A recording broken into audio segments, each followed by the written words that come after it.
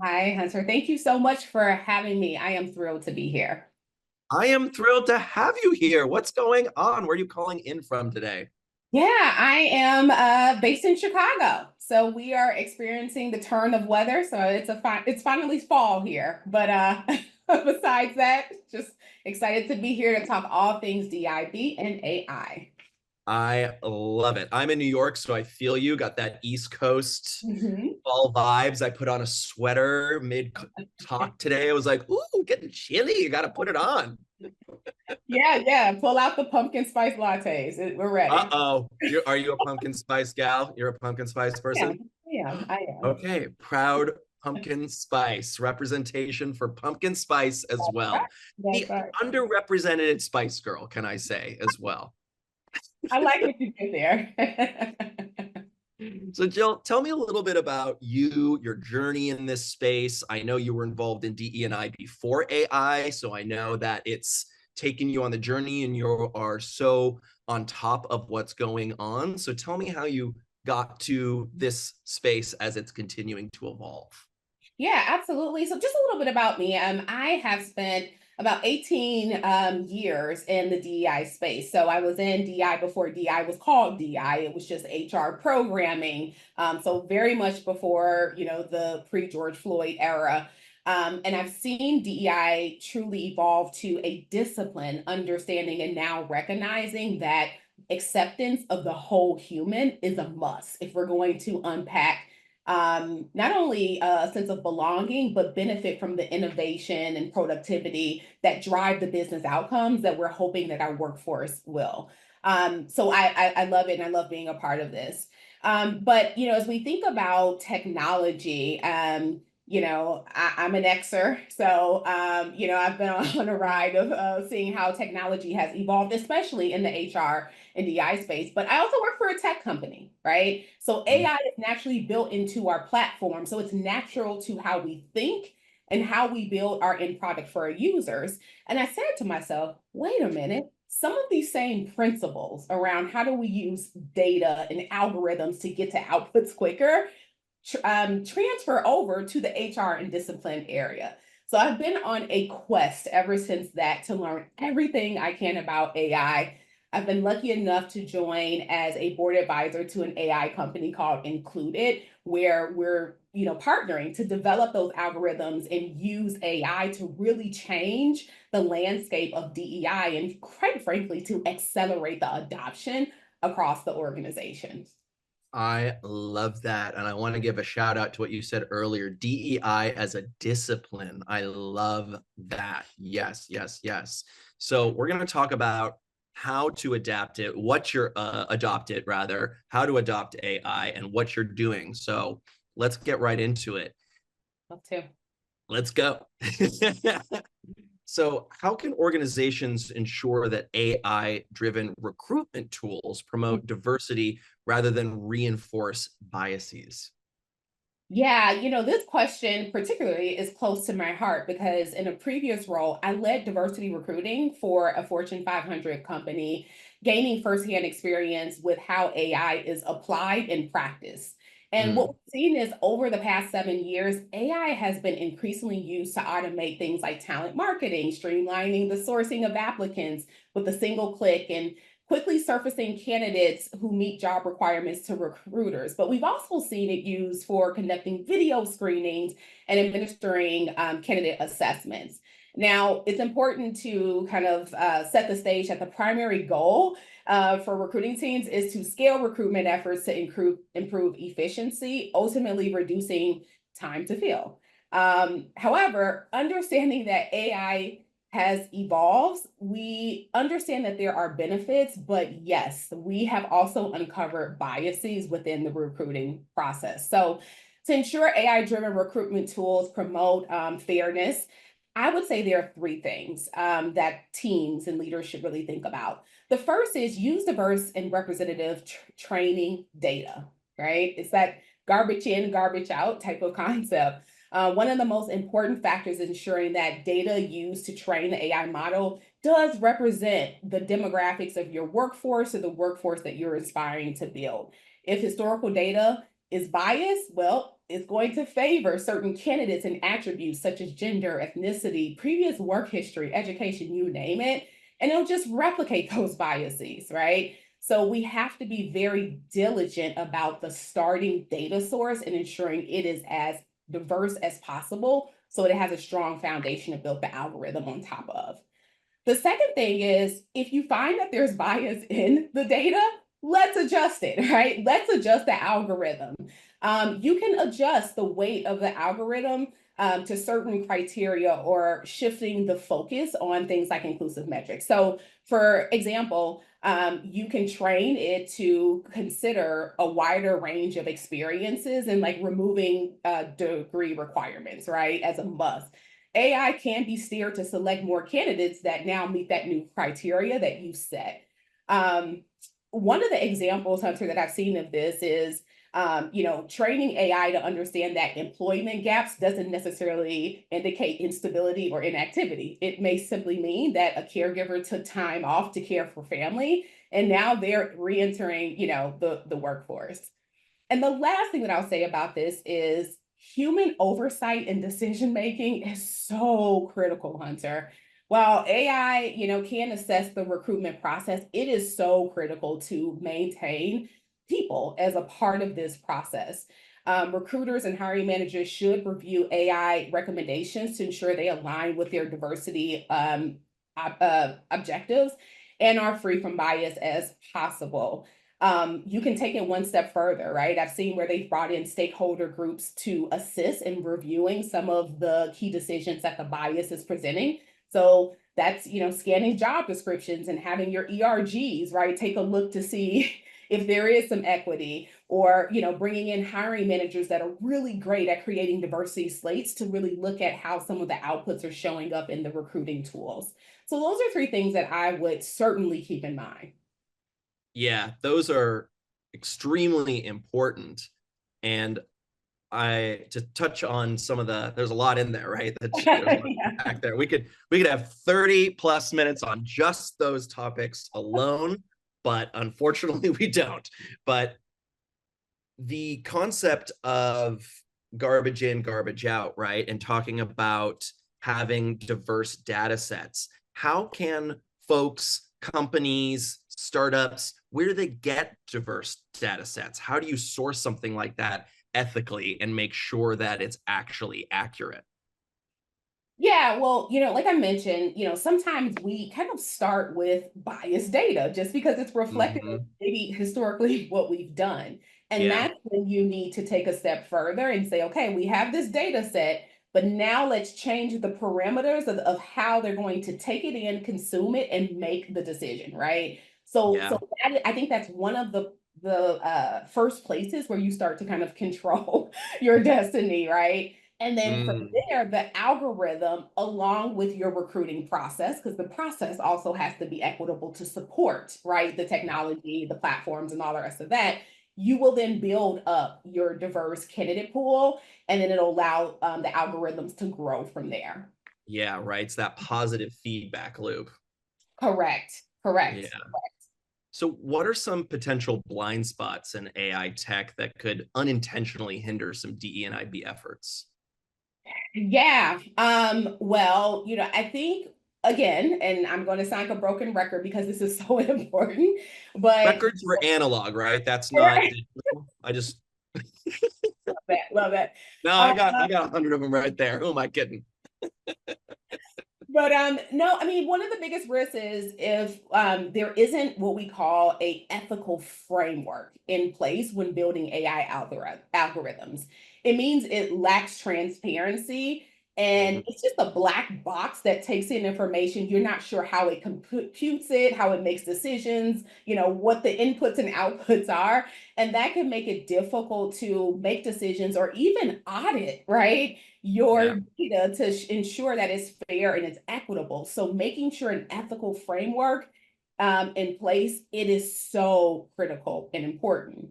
The second thing is one blind spot, that I have uncovered. It involves a lack of culture sensitivity, and I particularly this is with natural language processing and AI systems like chatbots.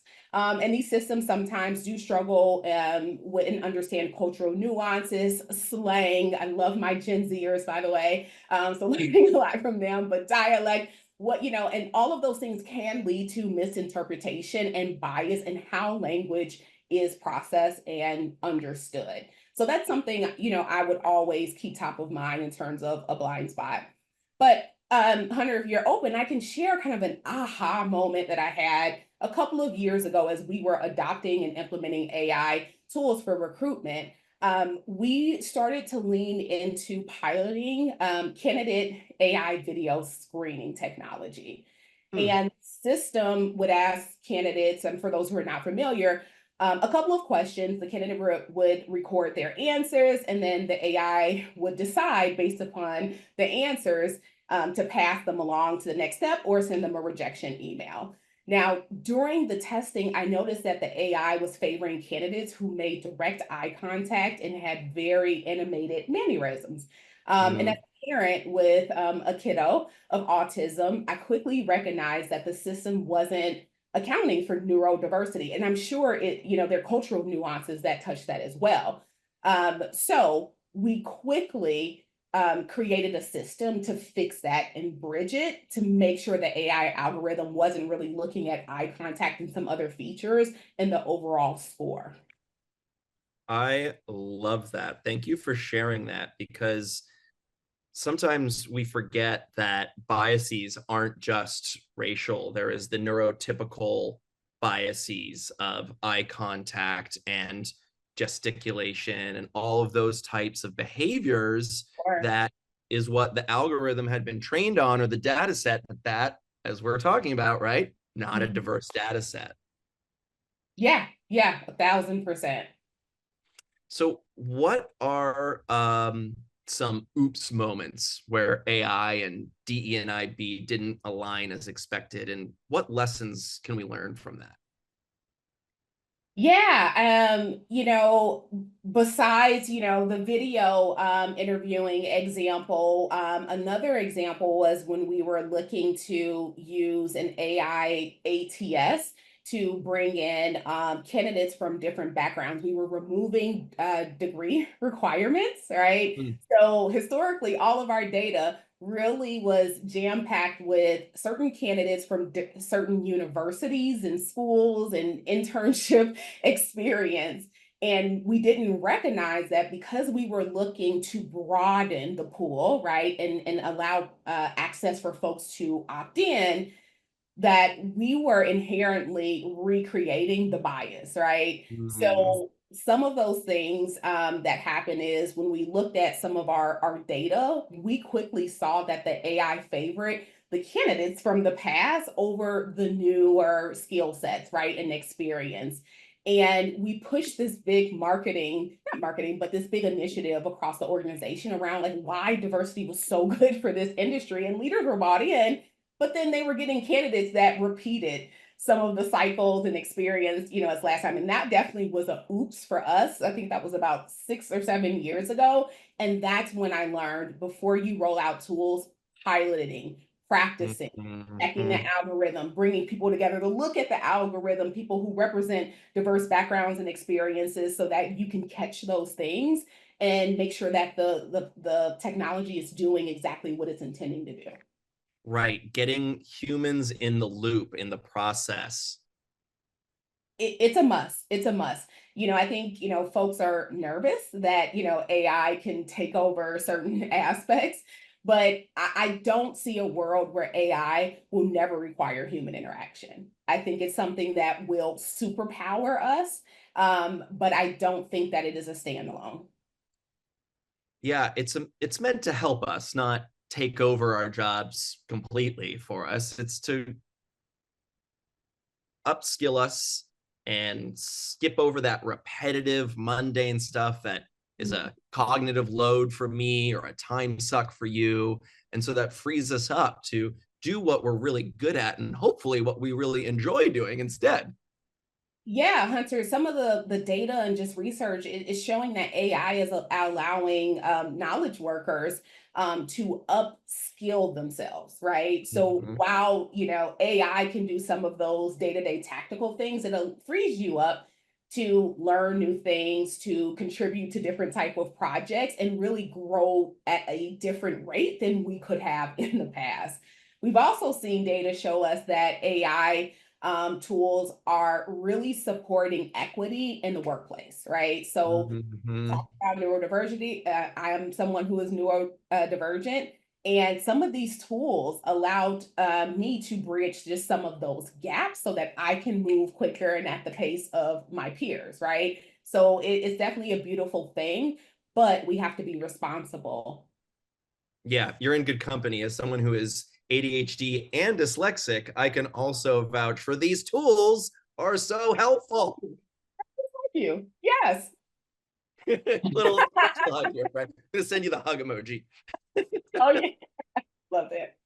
Yeah, right. Because I it was such a hurdle for me all these for years of, and I was undiagnosed dyslexic until I was in my mid 30s. I didn't even realize it. And then that happened and the tools started coming out. And I was like, oh, I'm not a dummy. My brain just works differently. And now I can talk to this thing that knows how to talk to me. Absolutely. Absolutely. And, the really cool thing about DEI that I love is that equity for one group is equity for all. It will Mm, superpower everyone's ability. It is not something that weaponizes and only provides support to certain groups. It is far from that. And I think, AI is starting to make that more and more real for people as they're coming to terms with DEI and, technology and all these other great things that are real to the work world that we, sit in every day. yeah. So you've been steeped in a career that is based in HR and then DEIB. And as the language is changing, you've been adopting it and you've been growing. So, can you share to all of our folks that are in HR roles and DEIB professionals, what role do they play in overseeing the ethical use of AI in their organizations? That's a really good question. So I would say yes, HR and DIB professionals do play a critical role in ensuring AI is used ethically. However, I strongly believe that this responsibility should not rest solely with the people team. It should truly be a collective effort across all leaders and stakeholders within the company. In fact, I would argue, Hunter, that every organization should establish an AI governance board made up of a diverse team members with various backgrounds and experiences to conduct regular audits to provide insight where there may be bias, inequity, gaps, or just things missing within the algorithm. So that's one perspective. But to answer your question specifically and talking to the HR and DIB folks, I would say that they play a very critical role. And here are some things that I believe that they can do to play their part. One, I think they can help prevent bias by ensuring the data used to train AI is diverse and free from bias that result in some of those outcomes. I know we talked about that earlier, but HR and DI have a very different lens in the business, right? So, for example, if an organization recently went through a merger, it's important to consider whether you use the pre merger data or the post merger data to ensure accuracy reflects within the current state of the organization, right? HR kind of has that lens. And additionally, HR and DIB professionals often have insights into future work trends that are coming, right? Enabling to help identify which data sets we need for today versus tomorrow in the future. So that's very much their lens in it. I would also say that they should help us conduct audits around various business functions so they can see all of the HR data across the employee lifecycle from who we recruit, who we promote, who we pay, right? Who we recognize, all the rest of that, right? So they can look across the functions and see if there are inequities there or adverse impacts amongst various groups. So they very much can look at it holistically. on behalf of the organization. And just two other things. One, they can help facilitate the development of HR policies that talk about ethical governance, right? And how employees should use it, and the responsibility of those individuals. And if there is time, help really bring trainings together and collaborations with other departments so that we can actually educate our workforce on AI, what it means to our work, the benefits, but then also the areas that we want to be very careful and responsible with. That is one of the most actionable insights I've heard all day. So powerful. It's people can just take that and just run with it, right?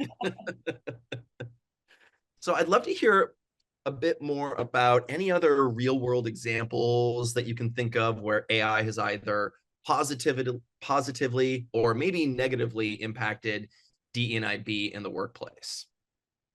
Yeah, Hunter, this brings a ball of emotions for me. So, one thing I didn't share at the beginning is I've worked across 7 different industries, from IT to healthcare, CPG, education, technology, right? So, I've seen how technology firsthand, if not built with DEIB governance in place, like how it can continue to perpetuate some of the same outcomes that we're seeing, right? So for example, like in healthcare, right?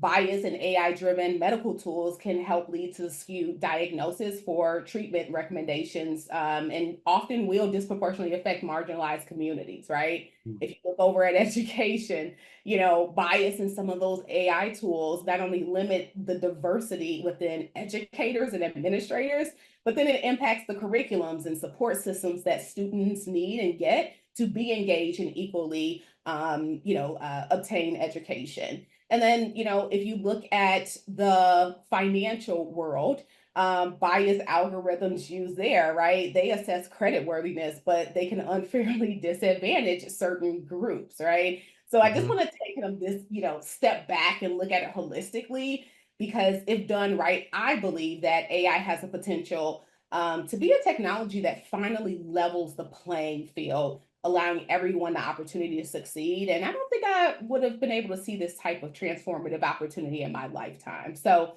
I think it's important to recognize that. But if we shift and kind of staying on message for, in terms of your original question, at HighSpot, we have adopted an AI HR platform that has been a game changer for us. It is called Included, and we have overlaid their platform on top of all of our people systems. So that's from our ATS to our equity, pay and equity system, benefits, our HRIS. And just imagine having a center or a command center, Hunter, where you can actually finally see throughout the employee life cycle where there are inequities. Yeah. Not only does it allow us to focus on the particular business teams, but we can actually get down to the managers and the leaders in which these trends are starting to form, allowing us to now finally walk away from this one size fits all approach to DEI, right? So if you think about it, DEI has been, hey, we're going to go to this, anti-bias training or allyship training. Like we're all going to get in a room and do it together, right? But the truth of the matter is, if you are trying to aspire to create equity for all, that means we all need different things. And DI should be tailored to the specific leader, the business, and the nuances of the teams that sit in it. And for the first time, we know exactly where to look, where to invest, and where to lean in and support in a really great way. That's amazing. We're excited. We're excited, right? Obviously, we still have to be thoughtful about the governance and making sure that we're going back and testing, and you bringing different voices and people to the table to test with us. But Hunter, for the first time through AI, we can actually create stories around employee experiences. We can now get down to the intersectionality. So, how are women who are caregivers, who are neurodivergent, who is a person of color, we can now overlay Mhm. and understand what their particular needs are through the algorithms, but we can also predict attrition risk. Are they Mm. more likely to leave because of various factors? Maybe we changed their managers 12 times. Maybe the engagement score decreased by 20% from last year. Maybe they didn't get a pay raise in comparison, to their peers. And now we can be more proactive about creating this workplace where we can take action versus on the back end, back in the day, people would just leave. And we're like, what happened? We're then trying to like reach out to the HRBPs and the leaders and like, put our heads together. But being proactive has allowed us to keep talent, to nourish talent, to make sure they have what they need. And we've seen amazing results in terms of their ability to perform and drive innovation that ultimately benefits our customer base. Oh, this is so inspiring and gives me hope about the future of work. Yeah, I'm really excited. And to your point, I think we're on to something. I Yeah. think it's going to drive a level of transparency that will now push accountability for all people to play their equal roles in creating a workplace, right? That is fair and equitable. And you can now easily take it one step further and build Mhm. competencies around that and include it into how we're evaluated for our performance. Yeah. So we're able to do so much now, and you are leading the charge with DE and I AI, dare I say. I'll take all the letters. There we go. Take all the letters, Rainbow Mafias I'm a part of as well with my LGBTQIA plus. And now we got an O on it and we got everything. We got everything. I love it. So there's still room to grow there. Where would you like AI to go next? What does it need to learn? What would you like to see moving forward as we continue this process of that intersectionality of equity for all in these systems that need our help to be less biased? Yeah, so my hope is that AI understands that in order to drive outcomes that truly are reflective of our world and being fair and equitable, it has to understand the nuances of people. Mm, It has to understand the dimensions of diversity. And by the way, new dimensions of diversity are born every day, right? So it's a continuous setting of being adaptable to learning and to bringing in calibrations that consider all of the needs of people. And I mm. think it's at that point the outcomes will then be fair, equitable, and nuanced to meet the different needs, perspectives of folks who are end consumers of the data. Amen. Let's do it. Jyl, this has been so fantastic. Thank you so much for making the time. What's the best way for folks to reach out, stay connected, and keep the conversation going with you? Absolutely. I would love to stay connected with all of you. Please find me on LinkedIn. I am Jyl Feliciano. Amazing. I already sent you a request, so you can look for it. Great. Looking forward to it. Thanks for having Thanks, me. Jyl. Please come back. This was absolutely fantastic. Thank you so much. All right. Bye.